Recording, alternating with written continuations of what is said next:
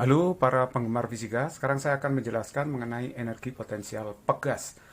Definisinya adalah usaha luar untuk mengubah panjang pegas. Jadi pegas itu bisa ditarik, bisa juga didorong. Kalau ditarik memanjang, kalau didorong dia akan memendek. Misalkan saya punya pegas, panjangnya tertentu, konstanta pegasnya K. Kalau saya tarik dengan gaya, maka dia akan memanjang. Misalnya perubahan panjangnya itu adalah delta X. Berdasarkan hukum hubungan F dengan delta X itu sangat bagus sekali. F itu kan K kali delta X. Nah, kita tidak bicarakan gaya sekarang, kita akan membicarakan masalah energi potensial pegas sesuai dengan definisinya tadi. Kalau kita gambar F terhadap delta X, grafiknya adalah berupa garis lurus. Ini dalam batas elastisitas benda ya. Jadi yang kita bicarakan dalam batas-batas elastis. Artinya pegas ditarik, dilepas, balik lagi seperti kondisi semula. Nah, sekarang kalau garisnya lurus seperti ini, kalau kita artikan apa sebenarnya luas daerah di bawah kurva? Luas daerah di bawah kurva tidak lain adalah usaha untuk menarik pegas, yaitu berarti usaha itu sama dengan energi potensial pegas. Jadi kalau kita menghitung luas daerah di bawah kurva, ini adalah luas segitiga. Jadi luas segitiga itu adalah setengah alas dikalikan tinggi. Jadi alasnya itu adalah delta X, karena ini sumbu delta X, sedangkan tingginya itu adalah gaya F. Jadi setengah kali delta X kali F. Lah F-nya itu K kali delta X. Nah, sesuai dengan hukum Hooke tadi. Sehingga kita memperoleh rumusan energi potensial pegas itu adalah W sama dengan setengah K delta X kuadrat. Dengan EP ini menyatakan energi potensial pegas. Satuannya adalah Joule. Jadi sebenarnya secara umum ini dikatakan sebagai energi potensial elastik. Sebenarnya benda elastik itu tidak hanya pegas ya, bisa juga karet atau benda-benda yang lain. Nah, kalau K di sini jelas merupakan konstanta pegas, sedangkan W itu adalah usaha pada pegas, usaha untuk menarik pegas atau mendorong pegas. Delta X sudah kita kenal sebelumnya, delta X adalah perubahan panjang. Contoh soal nomor 1, ini ada pegas konstantanya 200 Newton per meter, ditarik gaya sehingga bertambah panjang 2 cm. Berapakah energi potensial pegas? Ini soal yang sangat mudah banget. Jadi kita lihat dulu di sini, apa rumus EP ayo? EP itu adalah setengah K delta X kuadrat. Jadi ini setengah, K-nya kan 200. Delta X-nya 2 cm. 2 cm itu 2 kali 10 pangkat min 2 meter. Se kuadrat ya. Jadi ini 100 berarti 4, 10 pangkat min 4. Hasilnya adalah 4 kali 10 pangkat min 2 Joule. Itulah jawabannya. Soal nomor 2, ini ada pegas, mula-mula panjang normalnya 12 cm ya. Terus kemudian ditarik hingga memanjang 13 cm, terus diteruskan hingga 15 cm. Yang ditanyakan berapa usaha untuk menarik pegas dari titik A ke titik B. Jadi dari posisi panjang 13 cm ke posisi 15 cm. Caranya kita cari dulu dari panjang normal ke A. Itu berapa? Pertambahan panjangnya. Jadi delta X1 saya sebut gitu aja, berarti 13 dikurangi 12 itu adalah 1 cm atau 10 pangkat min 2 meter. Terus delta X yang kedua dari normal ke 15. Berarti kan 15 dikurangi dengan 12 ya. Ini hasilnya adalah 3 cm atau 3 kali 10 pangkat min 2 meter. Nah, kalau kita mau mencari usaha dari A ke B untuk menarik pegas adalah sama aja dengan mencari selisih energi potensial saat di B dan di A. Jadi begitu. Oleh sebab itu ini sama aja dengan EP di B dikurangi dengan EP di A. EP di B itu setengah K delta X2 kuadrat, sedangkan EP di A setengah K delta X1 kuadrat. Setengah K-nya saya keluarkan aja, berarti ini delta X2 kuadrat dikurangi delta X1 kuadrat. Kita lanjut perhitungannya, ini berarti setengah, konstanta pegas, lihat soal itu adalah 200 ya. Delta X2 kuadrat itu berarti 9, 10 pangkat min 4, delta X1 kuadrat itu 10 pangkat min 4. Jadi kalau begitu dapatnya adalah ini 100, 9 dikurangi 1 itu 8, 10 pangkat min 4, berarti hasilnya 8 kali 10 pangkat min 2 Joule. Itulah jawabannya. Nomor 3, ini ada pegas, panjang normalnya 10 cm. Konstanta pegasnya tidak diketahui, terus kemudian dikasih beban, sehingga pegas itu memanjang hingga 12 cm. Jadi panjangnya menjadi 12 cm karena ditarik beban. Nah, yang ditanyakan berapa energi potensial pegas pada keadaan demikian. Kita bisa mencari delta X-nya. Pertambahan panjangnya adalah 12 cm dikurangi dengan 10 cm. Berarti kan 2 cm. 2 cm itu 2 kali 10 pangkat min 2 meter gitu kan ya.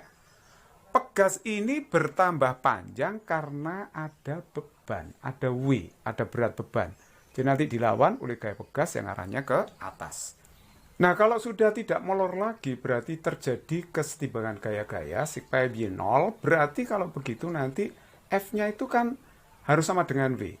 F min W sama dengan 0, berarti F sama dengan W. F-nya sama dengan W, berarti W-nya kan M kali G. Jadi M-nya 0,1, G-nya 10. Jadi ya, dapatnya adalah 1 Newton. Nah, sekarang kalau kita lihat EP itu rumusnya apa? Kan setengah K delta X kuadrat.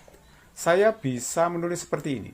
K kali delta X kali delta X. Tapi K kali delta X itu hukum Hooke mengatakan K kali delta X itu gaya. Jadi kalau begitu ini boleh ditulis setengah F kali delta X. Jadi tanpa menghitung K-nya dulu nggak masalah. F-nya kan sudah ketemu 1. Delta X-nya tadi sudah ketemu, 2 kali 10 pangkat min 2. Jadi hasilnya 10 pangkat min 2 Joule. It's very easy problem. Nomor 4, ada pegas 3 disusun seperti pada gambar.